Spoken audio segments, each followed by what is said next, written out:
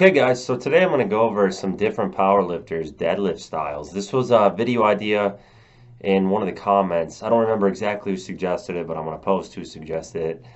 And they just said I should go over some different techniques that different pro lifters use, like John Haack, Jamal Browner, some of these guys. So I thought I'd take a look at these. Everybody's got a little different style. We'll look at a little bit of sumo and conventional here, and we'll kind of break it down what I'm seeing here.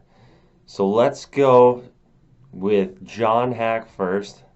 Obviously, I think John Haack is the most recognized powerlifter right now in the world. So let's look at his deadlift technique from the USPA Pro Raw Meet, which was held about a month ago. And this is 395 kg, 870 pounds. Let's take a look at what he does here. So John, you'll notice, it almost looks like a grip and rip style, in the sense that he just reaches down, grabs the bar, and goes with it. And one of the things that I think is most effective about this style is that there's no wasted time, there's no wasted motion. It's just very efficient. A lot of mistakes, one of the biggest mistakes people make is they spend way too much time in that bottom position. Whereas you'll notice with John, he doesn't, mess around. He just grabs the bar and goes with it. But I think one misconception about John's form is that it is a grip and rip style. And he even addresses this in an interview he did with Alexander Bromley. So I'm going to play that little bit here, that little snippet. I used to do like the the strongman like roll method. Yeah.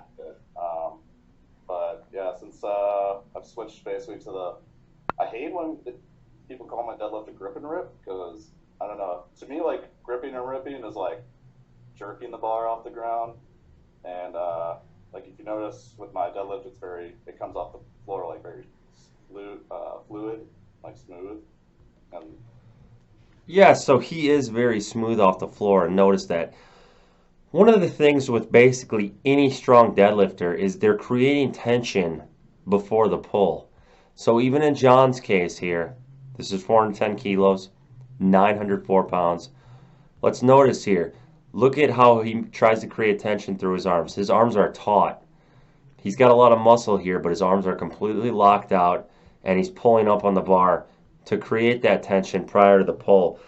One of the things that I think really helps John as well is I see with a lot of mixed grip deadlifters that underhand side will cause the bar to kick out in front of them on that side. So a lot of times here, let's say he's pulling underhand on his left side, the bar will kick out in front of him with the left hand, which is one reason why I think mixed grip is not as ideal as hook grip. But John seems to have pretty good biomechanics to where he can keep that bar in close. You'll notice the bar does tilt a little more to the right because of mixed grip. So you can even see it here. This left hand wants to pronate inward. So there's a little bit of an efficiency gap there compared to hook grip. But John is just so freakishly strong that he can overcome that. So again, not a grip and rip style, but he's getting plenty of tension before the pull, and he executes it very quickly. Your nervous system can typically activate more muscle fibers if you set up quicker. If you take your time with the setup, it's not going to be quite as efficient as far as getting that activation. So that's one advantage of that. But obviously, mixed grip is somewhat of a disadvantage as well. So overall, pretty good technique, though. It's crazy. It's just a quick setup. It doesn't look like much, but it's efficient. Next, let's look at Dan Grigsby. So you'll notice with Dan Grigsby here, who's got the all-time sumo record in a meet, he's got the maximum width stance. Now, you notice he's pretty much out to the ends of the bar. It's a 7.5 foot bar, kabuki deadlift bar here.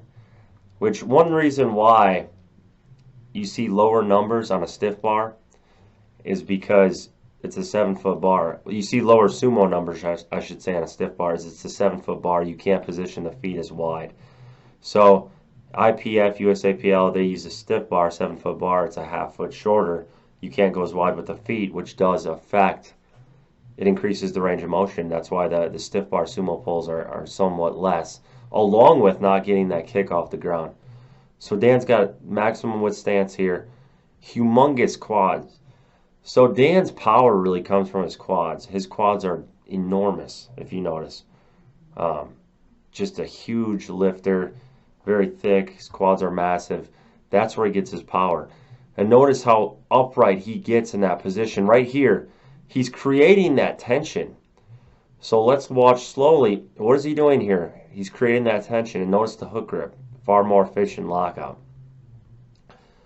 Right there, when he jerks up on the bar, that's creating the tension. That's the tension we talk about that every elite deadlifter loads before the pull. Even on a stiff bar, you're going to load that tension through your arms. You're going to get your arms taut. That's what he's getting. He's getting maximum tension through his arms, and then he positions himself, again, as upright as possible. He gets a little bit of hip drive. Look at how upright that is. That's insanely upright. So the plates are just starting to leave the floor at this point. And you'll notice, here, let's go full on view here. Notice how upright he is. Notice the tension through the arms. Notice the back angle. If we were to look at this from the side, you would see that he's very upright compared to some of the other guys. And look at the little bit of clearance between the feet and the plates. That's crazy. So he's generating a lot of this power through his adductors, through his hips, through his quads, and he just pops that bar up like nothing.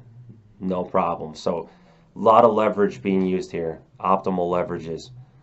Just a much different technique than, say, a Jamal Browner. So let's take a look if we can see Jamal Browner next.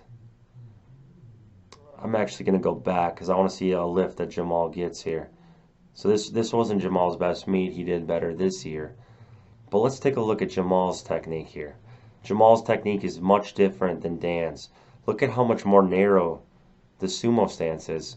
Way more narrow. He's actually almost, when he gets in position, his shins are going to be in line with the rings. So much different technique as far as how narrow he is. You see that in line with the rings. He also sets up with a hook grip, and he's also getting that tension through his arms, pulling the slack out. So you can even kind of pull the slack out of a stiff bar. It's just not quite as ideal as with a deadlift bar. But look at that hip drive. It's the same thing. It's just a slightly different position. So he's getting taut through his arms right there, completely taut through the arms, pulling the slack out. Look at how he looks down. I've never liked the cue of looking down on deadlift because I think it pulls you forward compared to having your eyes up, which you tend to get your way back better. But this works for Jamal. Jamal has a much higher hip position on his sumo deadlift as well. His hips are way higher here than Dan's. He's using a lot more low back.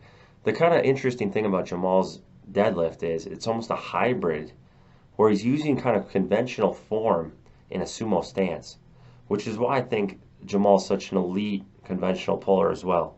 I think his conventional pull is so good because he uses a lot of low back on his sumo pull, which is unusual. This is a very unusual sumo technique, but it works for him. Let's see some other views here if we got another one. I'll go ahead to Jamal's 455 kilo attempt. Be almost better if we could get a side view here because then you'd really see. So right there, notice much higher hip position. Like I said, this is almost, conventional type form as far as how high his hips are. So a lot more low back dominant than Grigsby, where Grigsby's more upright. You can see how he's hunched over more. He's got a lot more thoracic rounding. Just a much different technique. Little trouble getting the hips through. That's the thing. I almost feel like if he looked forward, he'd be able to get his hips through better on the lockouts, and he'd have his weight distributed back a little further. So that's one reason why I'm in favor of that. We'll fast forward here to Grigsby and his final pull. So look at Grigsby, much different shin angle. Jamal's shins were more vertical. They were straight up and down. Grigsby's are kind of inward because he's got that wider stance. He's using more leg drive. Hopefully they switch to the side view here. And they did not switch to the side view. I'd like to show a side view of Grigsby's, but I don't know if we're going to find it in this video because it's a way different technique. So let's see what we can find. Dan Grigsby. Let's see what we got here, guys. And these guys, again, are all very elite um, conventional pullers as well. So here's more of a side view of Grigsby 860.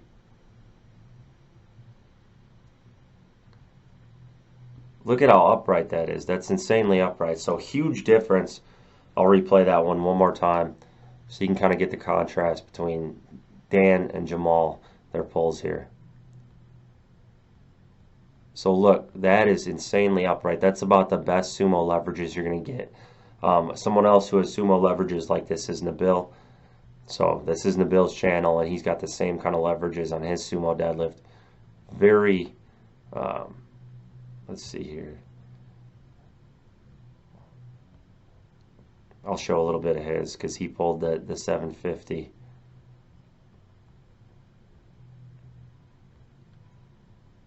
Look at how, I mean, look at the long arms. He really gets optimal extension here. Pretty wide stance. Now he's done better than this lately. I think he just pulled 700. I don't know if it was 7 or 750 at 150 body weight. So he's a freak for sure. Now I'm going to show my technique here. This was from an 832, 377.5 kg opener. I like to use this setup. You're going to see where I'm literally kneeling down, because I kneel down because you waste far less energy than if you're standing up and trying to position your hook grip. And I think a lot of times people's hook grips slips because they're not taking enough time to set it up.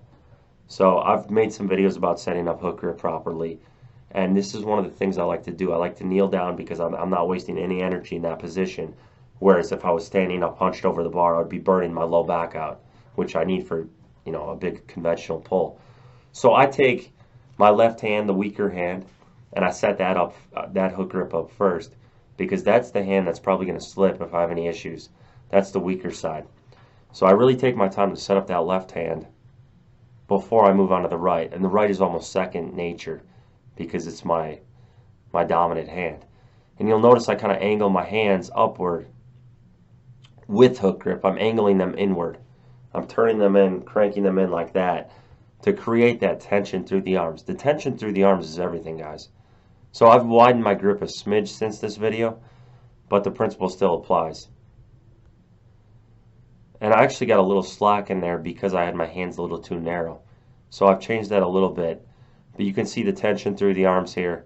You can see the head up. That's the cue I use to get my weight back. And then the bar blows up. So this bar was a Ohio deadlift bar, considerably less bent than the Kabuki deadlift bar. Like you can even see it here, guys, on John's pull. These are somewhat similar weights. So this is, let me see if they show a front view. This is 870 pounds. You can see the amount of bar bend compared to here. Well, it switched me out, but a lot less bar bend on the Ohio deadlift bar.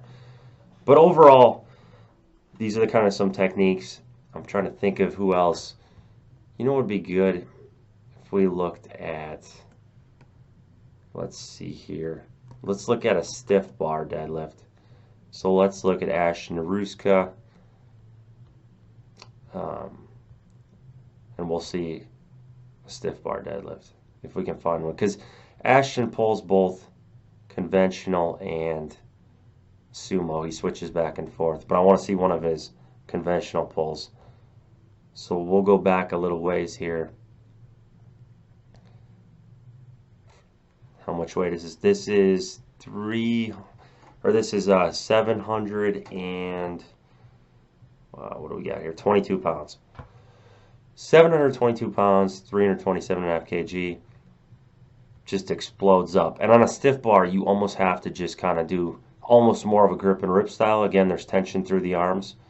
This is 771. People have rituals that work for them. It's almost more of a, this kind of stuff, I don't think it really helps you with your anchor point or with getting tight. I think it's more of like a mental cue of readiness. So when I see all this stuff on deadlift, it's people run these cues through to get themselves prepared. It's like a mental preparation game. But here he locks his lats in, same thing, similar to John. Tension through the arms, that's always a must. Drive with the hips. So sink the hips to where you feel maximum tension through the arms, and he drives up. A lot less bend to the bar, but even a stiff bar is going to bend when you get enough weight on it. So that's what you see there. This one, I believe, is 8:20:21 he's going for here. And again, look at the shoulders are slightly over the bar. Hips are pretty high. This is the optimal conventional position because that's where maximum tension is through his arms. He's got tension through his arms.